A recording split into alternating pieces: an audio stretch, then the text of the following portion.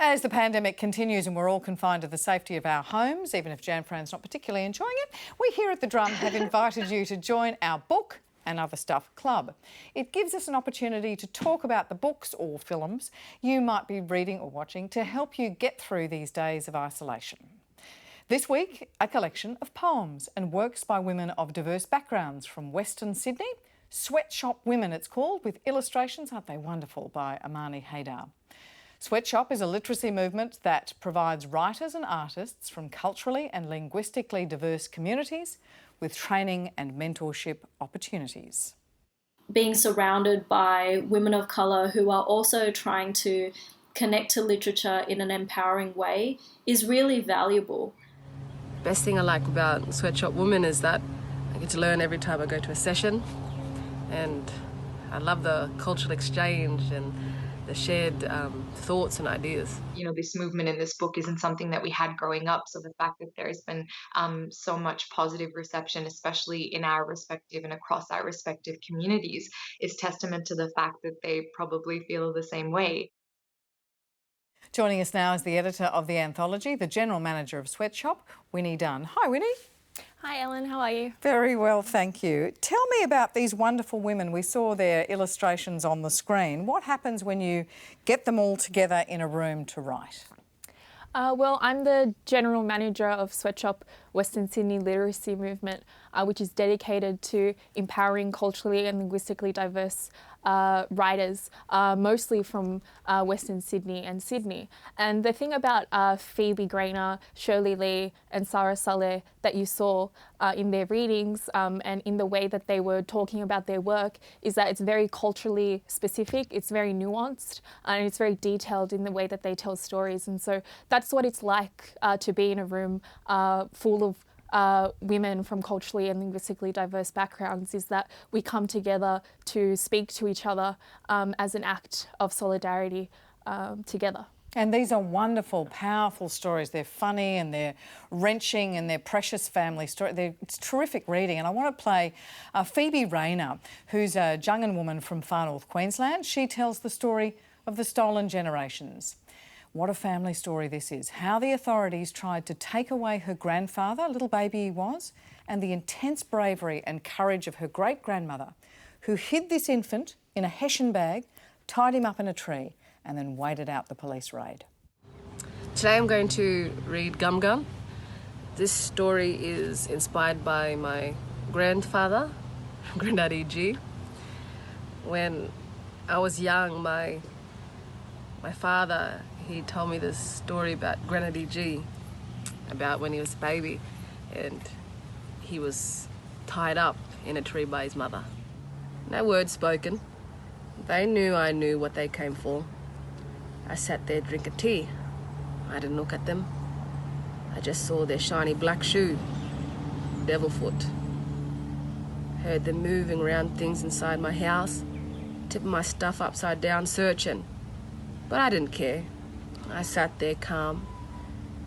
They wasn't going to take my child from me. I knew that. Oh, Ben, that's a powerful story. You've got those stories. Yeah, it kind of puts chills up your spine, I think. And, you know, Phoebe, for her to be able to take herself and put herself in the shoes, I guess, of her grandmother and tell a chilling story like that is extremely vulnerable, extremely exposing and profound. But I think my grandmother was taken away as a kid. She was forcibly removed. And I think as we look back on the stolen generations in that era, you know, I'd love to be able in a position where we can look back and say, wow, what a horrific point of time that was.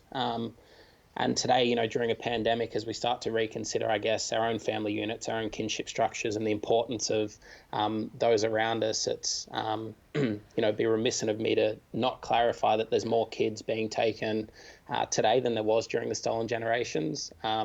Aboriginal children in Western Australia are 10 times more likely to be taken from their parents than non-Indigenous kids. So not only are these stories etched into, you know, our Australian history and our identity, and they've scarred the soul of this country, they importantly have still reverberated through, you know, to 2020 and yeah, hopefully during this time in the middle of a pandemic, as we rekindle with those family structures, we can start to understand how important it is to keep kids with their families and, hopefully start to set about on a new precedence and a new journey. Can you tell me what happened with your grandmother? What's your family story? Yeah, so born in Eastern Victoria in Gippsland, she's a Gunai woman. She was forcibly removed at a young age and then relocated into Fitzroy. Her siblings, many people from her family, an extended family, have a very similar story. Her mother and her grandparents had been shipped around the country onto different missions in Framlingham, which is in the west, and then also the Ebenezer mission in central Victoria. Her great-grandfather fought in the war without being recognised as a citizen and came back home to, dispossession of his children. So, yeah, it's a long line of, of trauma and of injustice. And, when I talk about moving forward, I think there's a lot of work that we can still do in, healing the past and truly healing the past and giving ourselves a springboard into the future of unity, of solidarity and vision. Yeah. Danica, you represent the Country Women's Association, right? So here's this powerful Indigenous country woman talking in this story, and she says when she saw the black car come, I felt sick, like my stomach had fallen out of the dirt of my feet. And along comes that fella with the Hessian bag and says, quick, up in that tree, and she does it, and she kisses him on the little forehead.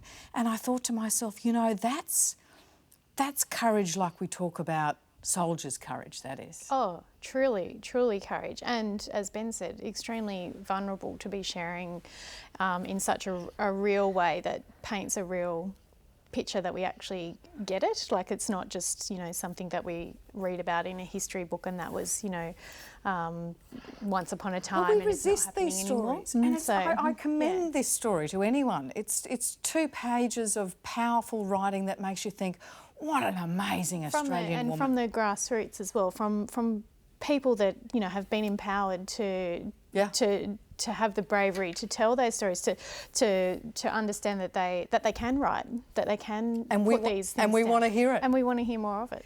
Let's hear from Sara Saleh, an Arab Australian poet and human rights campaigner. Like many children of migrants, she sees the trauma her mother feels from growing up in a war zone, the grief at the loss of family, and how all that gets projected onto the next generation, those parents sacrificed to give them a better life.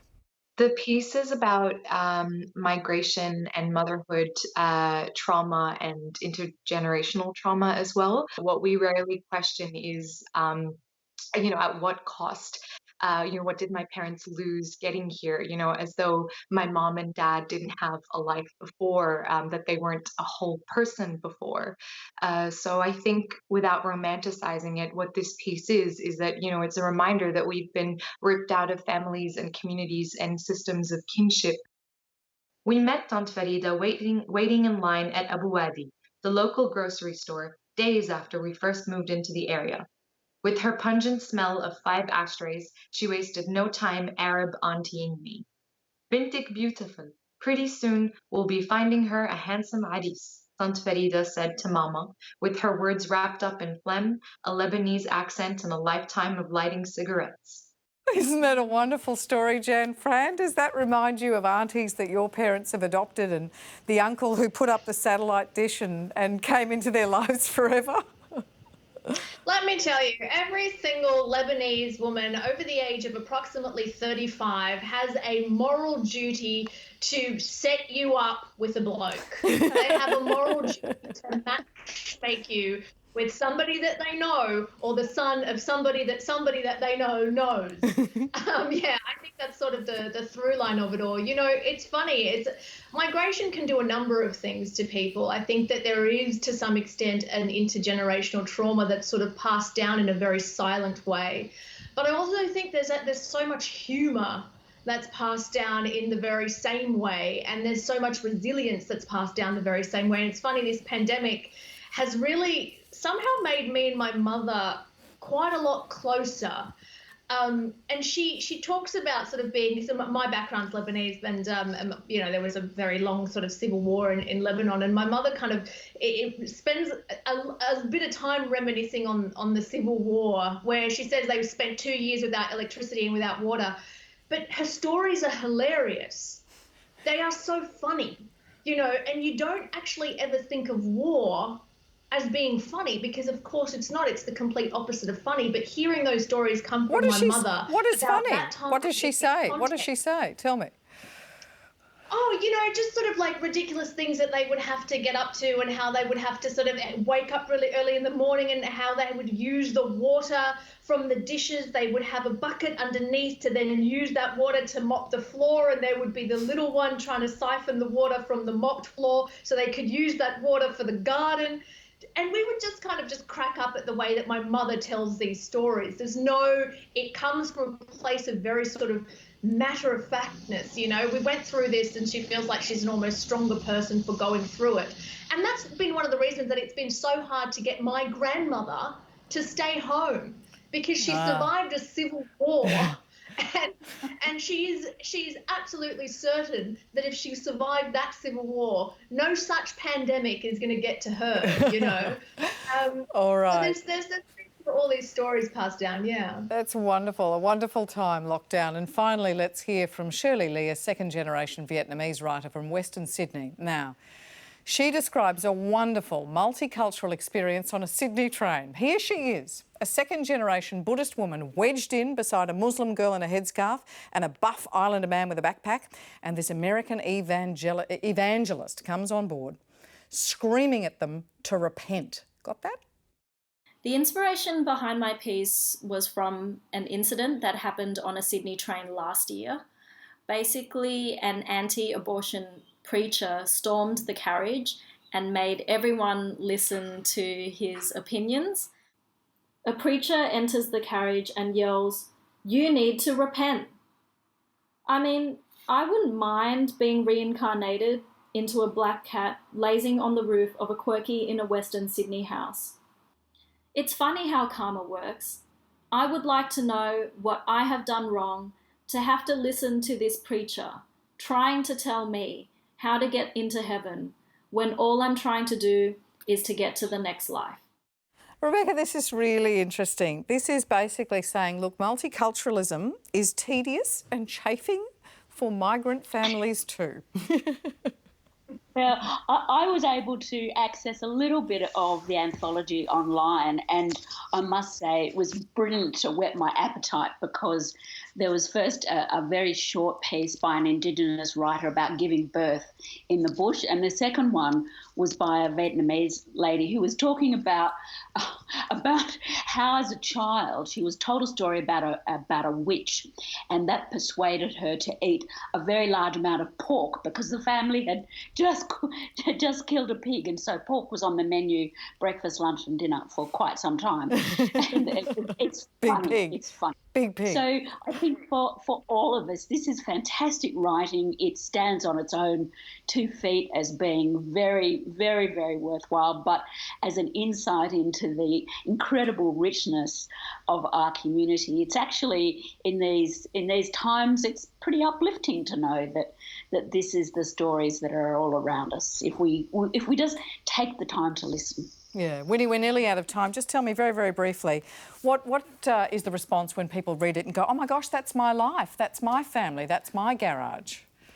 Well, I think what we need to consider is that in Australian literature, currently as it stands, it's a very monocultural place. I mean, we don't hear a lot of the stories of migrant women, of refugee women, of culturally and linguistically diverse women in Australian literature, which is concerning to me, because that's what we see out in Australian streets today. I mean, if you walk outside, that's what you will see, a very diverse community full of stories that are ready to be told. And so having Sweatshop Women as an anthology that brings together the spirit of literature, of good writing between women from all these different cultures is I think, a very important act Yeah. to start questioning how diverse Australian literature Really can wonderful. be and should be.